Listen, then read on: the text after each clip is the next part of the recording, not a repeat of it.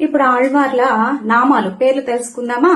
శంఖమంశముతో అవతరించిన వారు పొయ్గయ్యాళ్వార్, గద అంశతో అవతరించిన వారు పూదత్తాళ్వార్, ఖడ్గమంశతో అవతరించిన వారు పేయాళ్వార్, చక్రతాళ్వాన్ అంశతో అవతరించిన వారు తిరుమడిసై పిరాన్, విశ్వక్సేనుల వారి అంశతో అవతరించిన వారు నమ్మాళ్వార్, కౌస్తుభమణి మనకు మలయప్ప స్వామికి పెద్ద కౌస్తుభమణి ఉంటుంది. ఆ కౌస్తుభమణితో అవతరించిన వారు కులశేఖర పెరుమాళ్, గరుడ భగవాన్ అంశతో అవతరించిన వారు పెరియాళ్వార్, వనమాల అంశతో అవతరించిన వారు తొండరడిప్పొడి ఆళ్వార్, శ్రీవత్స అంశతో అవతరించిన వారు తిరుప్పానాళ్వార్. అలాగే మన సారంగం అంశతో ధనస్సు అంశతో అవతరించిన వారు తిరుమంగై మన్నన్. అలాగే భూమాదేవి సాక్షాత్ భూదేవియే మనం కూర్చుంటున్నా నడుస్తున్నా ఈ భూమాదేవియే గోదమ్మగా అవతరించారనమాట. అలా కుముద గణేశులు ఒక నిత్య సూర్య అంశతో అవతరించిన వారు మన మధుర కవి ఆళ్వార్. ఇలా మొత్తం 12 మంది ఆళ్వార్లు అనమాట.